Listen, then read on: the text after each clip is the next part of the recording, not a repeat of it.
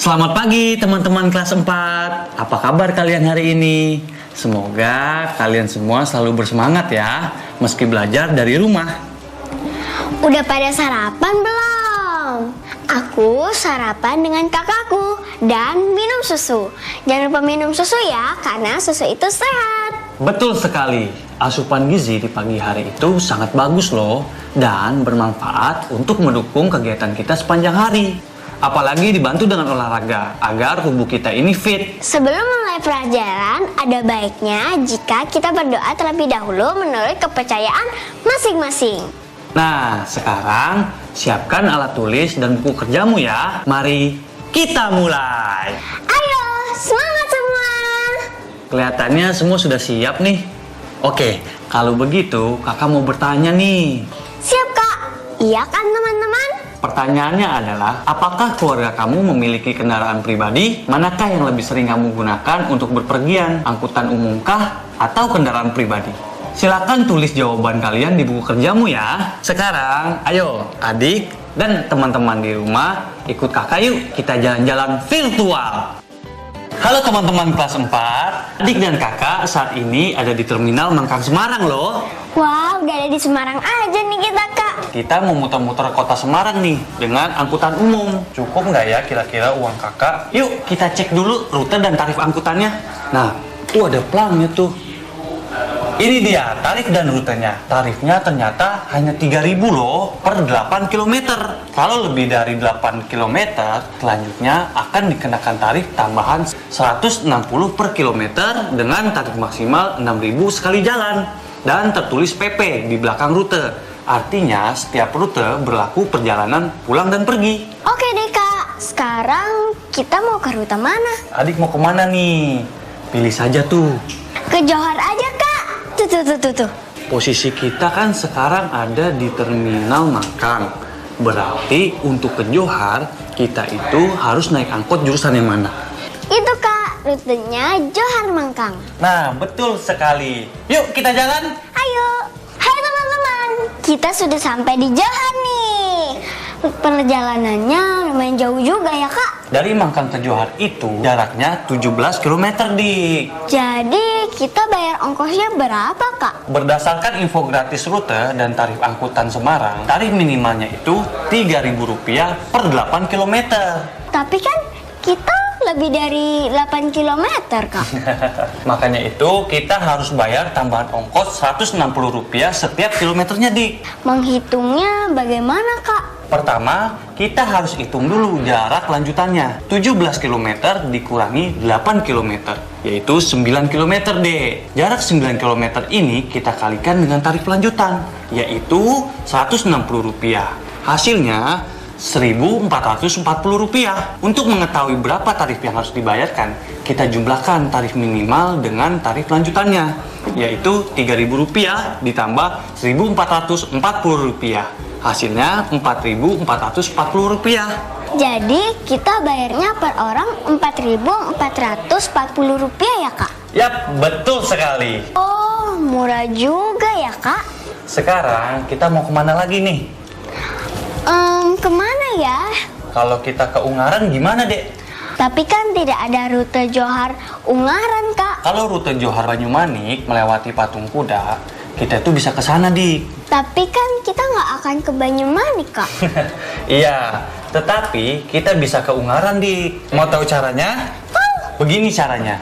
Pertama, kita naik angkot jurusan Johor ke Banyumanik. Sebelum sampai di Banyumanik, turun di Patung Kuda. Kita naik angkot lagi dari Patung Kuda ke arah Ungaran.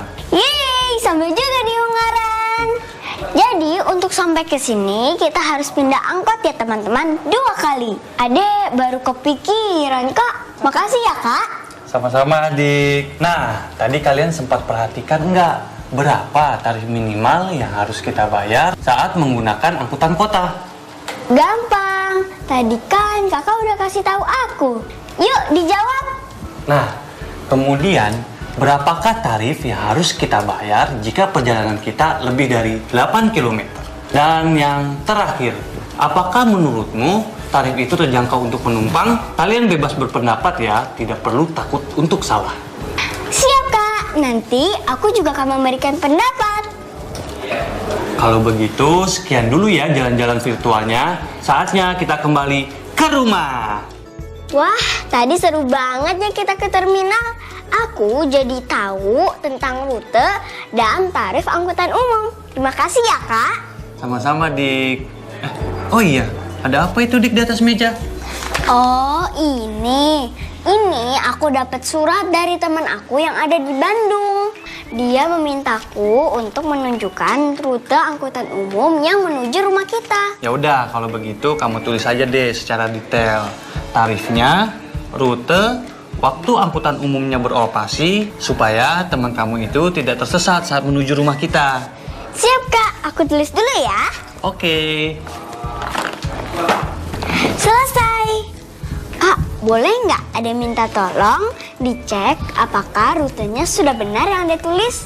Oke, kalau begitu kakak periksa dulu ya. Kepada temanku Laura di Bandung, teriring doa untuk sahabatku Laura agar sehat selalu. Hai Laura, apa kabar? Aku Tiara, sudah membaca surat darimu. Ini rute angkutan umum yang kamu minta, agar bisa sampai ke rumahku. Jika kamu berangkat dari Terminal Senen Jakarta, pertama-tama dari Terminal Bus Pasar Senen, kamu naik bus Metro Mini P07 arah Semper. Lalu turun di Jalan Laksamana Yosudarso di seberang Mall of Indonesia. Lalu kamu menyeberang ke Mall of Indonesia dan lanjut balik Mikrolet M37 atau Mikrolet M30A arah Pulau Gadung. Turun di Kelapa Gading, Jakarta Utara. Tarif angkotnya hanya 6.000 dan selalu ada setiap 30 menit. Semoga dengan adanya surat ini kamu tidak tersesat dan sampai dengan selamat. Dari sahabatmu Angel. Wah, menurut kakak ini surat adik sudah benar nih. Rute, info tarif, dan juga waktu kedatangannya sudah tepat. Dan menurut kakak, Laura juga tidak akan tersesat. Makasih ya, Kak. Hai teman-teman kelas 4. Bisakah kalian juga mengirim surat kepadaku? Aku mau juga loh datang ke kotamu atau aku datang ke rumahmu. Bagaimana detail rute, tarif, dan waktu keberangkatan angkutan umum ke rumahmu dari terminal terdekat dari rumahmu. Aku tunggu ya surat dari kalian. Nah, tapi ingat, sebelum mengirimnya kepada adik, tunjukkanlah pada orang tua atau saudara untuk mengecek isi suratnya, terutama di bagian rutenya. Tanyakan pendapat mereka terhadap isi suratmu ya. Setelah itu, minta mereka untuk menandatangan isi buku tugasmu. Jangan sampai buat aku tersasar ya teman-teman. Sampai berjumpa di rumah kalian. Dah. Duh, ini gimana sih? Loh, ada apa, Dek? Ini loh Kak, aku bingung banget soal makna awalan. Pusing aku, suka ketukar-tukar. Soal makna awalan ya. Sini biar kakak bantu. Teman-teman di rumah juga ikutin ya. Jadi, ada 3 jenis awalan. Ber, me, dan meng. Masing-masing menyatakan makna tersendiri. Perhatikan tabel berikut. Ini adalah awalan ber, beserta makna-maknanya. Coba perhatikan. Misalnya, ada kalimat adik bercita-cita menjadi polisi. Nah, awalan ber pada kata bercita-cita di sini memiliki makna mempunyai. Jadi, pada kata bercita-cita, maknanya adalah mempunyai cita-cita. Begitupun seterusnya. Masing-masing awalan ber mempunyai makna loh adik-adik. Oke, lanjut ke makna awalan me. Ini dia daftar makna dan contohnya. Misalkan, ada kalimat adik sedang menyapu lantai. Awalan me pada kata menyapu di sini memiliki makna menggunakan alat. Jadi, pada kata menyapu maknanya adalah mengungkapkan alat sapu. Begitupun seterusnya. Masing-masing awalan me mempunyai makna berbeda. Bisa kalian lihat dari tabel sebelumnya. Nah, untuk jenis awalan yang ketiga ini agak sedikit berbeda adik-adik. Karena awalan kata me itu akan berubah menjadi meng jika diikuti oleh kata dengan huruf awal A, I, U, E, O, G, H, K, dan KH.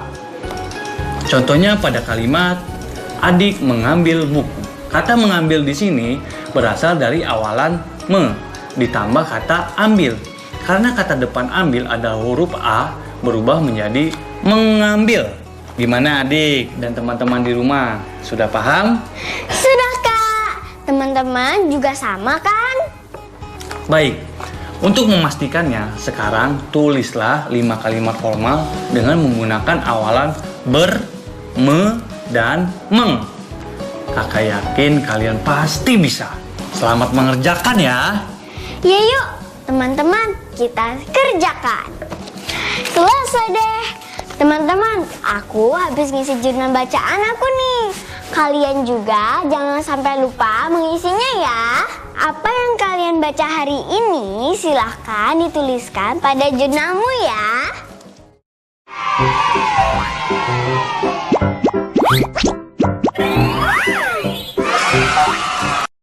Hai teman-teman kelas 4. Hai semua.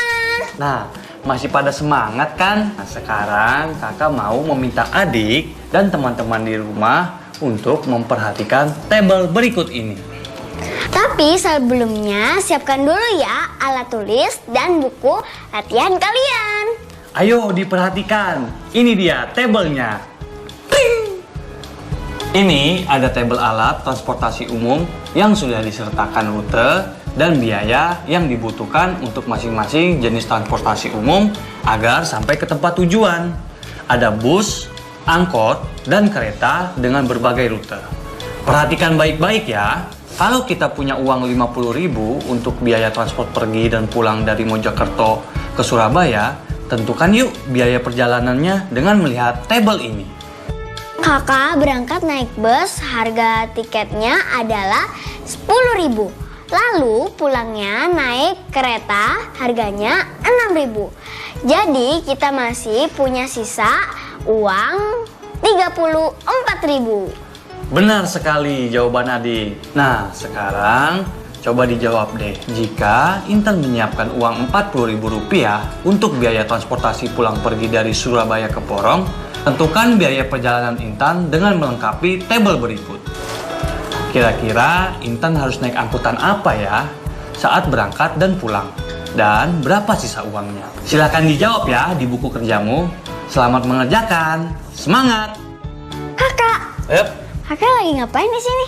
Nah, ini rencananya kakak lagi mencoba untuk mengukur luas garasi mobil kita, Dek. Untuk apa, Kak? Ayah akan membeli sebuah mobil dan ayah akan membangun garasi. Sebelum mobilnya datang, garasinya harus jadi dulu. Kakak diminta nih untuk membantu mengukur luas garasinya. Caranya gimana, Kak? Berdasarkan info dari ayah akan membeli mobil Toyota Avanza yang memiliki dimensi panjang 4.200 mm dan lebar 1.700 mm. Lalu, Kak? Berdasarkan informasi dari sebuah laman otomotif, ukuran ruang kosong garasi minimal adalah 70-80 cm dari dimensi mobil. Kita ambil ya yang 80 cm-nya, jika diubah ke milimeter menjadi 800 mm. Dan sebagai catatan kalian, dimensi mobil mencakup ukuran lebar, panjang, dan tinggi. Ukuran garasi yang ideal untuk mobil ayah adalah panjangnya 5000 mm dan lebarnya 2500 mm. Angka ini didapat dari penambahan 800 mm pada lebar dan panjang mobil. Kalau kita ukur ke satuan cm, coba berapa di Milimeter ke sentimeter itu kan naik satu tangga ya, Kak. Berarti 1 mm itu sama dengan 0,1 cm. Tinggal kita kalikan deh. Berarti panjangnya jadi 500 cm dan lebarnya 250 cm. Jika dinyatakan di sentimeter. Sekarang, untuk menentukan ukuran luas keramik yang harus dibeli, kita terlebih dahulu harus menentukan luas garasi ini. Adik masih ingat kan cara menghitung luas persegi? Iya dong, Kak. Panjang kali lebar kan, Kak? Atau L sama dengan P kali L. Nah, betul sekali deh. Tadi kan kakak sudah ukur. Ukuran panjangnya 500 cm dan lebarnya 250 cm. Bagaimana sih cara menjawabnya? Gampang, Kak. tinggal masukkan ke dalam rumusnya aja. L sama dengan P kali L, luas sama dengan 500 cm kali 250 cm sama dengan 125.000 cm persegi. Betul nggak, Kak? Nah, betul sekali. Tapi kita butuh mengubahnya menjadi satuan meter persegi deh. Perhatikan gambar ini ya. Banyaknya persegi satuan cm persegi dalam persegi satuan 1 meter persegi adalah luas persegi 1 meter persegi per luas persegi 1 cm persegi sama dengan 100 cm kali 1 cm per 1 cm dikali 1 cm sama dengan 10.000. Jadi kita dapatkan 1 meter persegi sama dengan 10.000 cm persegi. Atau 1 cm persegi sama dengan 0,0001 meter persegi. Nah, kalau sudah begini, kita tinggal ubah deh cm persegi ke meter persegi. Jadi, ayah dapat membeli 13 meter persegi keramik dibulatkan ke atas karena toko keramik tidak menjual dalam ukuran pecahan. Wah, kakak hebat ya. Ilmu matematika ternyata sangat bermanfaat untuk kehidupan sehari-hari kita. Makanya, jangan pernah bosan untuk menimba ilmu ya adik-adik. Terus semangat belajar ya. Iya dong, Kak. Iya kan teman-teman? Nah, kalau begitu, ayo ikut kakak. Kita akan segera bereksplorasi. Siap, Kak. Ayo teman-teman. Hai teman-teman. Hari ini kakak mengajak kita semua ke tempat pameran mobil. Coba tuh, lihat. Bagus-bagus kan mobilnya? Salah satu jenis alat transportasi yang banyak ditemui di jalan raya adalah mobil. Kakak akan memperlihatkan beberapa merek mobil dan dimensinya. Ini dia. Ini mobil yang pertama, mereknya Willum. Dimensinya panjang 4.530 mm dan lebarnya 1.691 mm. Azanfa dengan dimensi panjang 4.190 mm, lebar 1.660 mm. Sambil dicatat ya teman-teman. Lalu ada mobil R5 dengan dimensi panjang 4.265 mm, lebarnya 1.695 mm. Kemudian ada Miboloid dengan dimensi panjang 4.398 mm, lebarnya 1.683 mm. Dan yang terakhir ada mobil Exonder dengan dimensi panjang 4.475 mm dengan lebar 1.750 mm.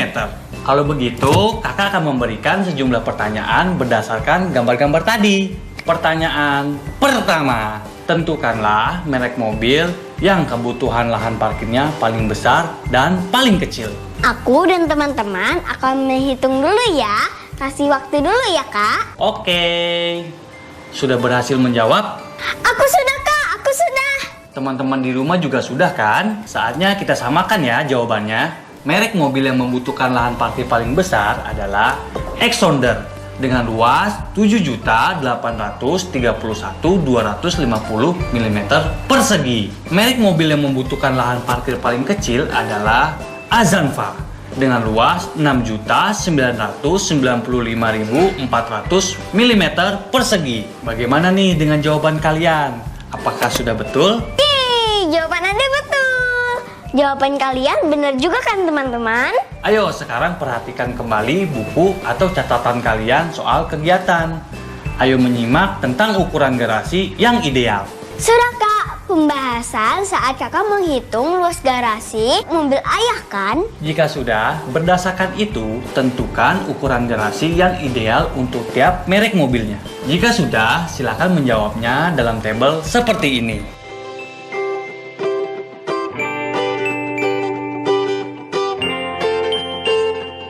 Nah, coba deh adik pilih nih keramik mana kira-kira yang bagus untuk garasi ayah. Aku bingung, Kak. Bagus-bagus semua. Banyak sekali lagi ukurannya. Nah, ada 3 jenis keramik nih, Dek. Keramik A harganya Rp65.000 per meter persegi. Keramik B harganya Rp55.000 per meter persegi. Keramik C Rp75.000 per meter persegi. Luas garasi kita kan 13 meter persegi, Kak. Berapa ya dana minimal yang harus disiapkan? Kalau dana minimal berarti kita harus pilih harga keramik termurah, Dik. Yang Rp55.000 per meter persegi dong, Kak. Jadi berapa coba dana yang harus kita keluarkan untuk garasi kita? Harga keramik terendah Rp55.000. Garasi kita kan 13 meter persegi. Jadi Rp55.000 dikali 13 dong, Kak. Sama dengan Rp715.000. Adik ini memang hebat. Sekarang coba kalau dimisalkan Pak Dani hendak membeli keramik untuk garasi mobilnya yang berukuran 3 meter kali 6 meter. Tentukan biaya yang harus dikeluarkan oleh Pak Dani untuk setiap pembelian jenis keramik A, B, dan C. Jika Pak Dani memilih jenis keramik A, maka biaya yang harus dikeluarkan adalah titik.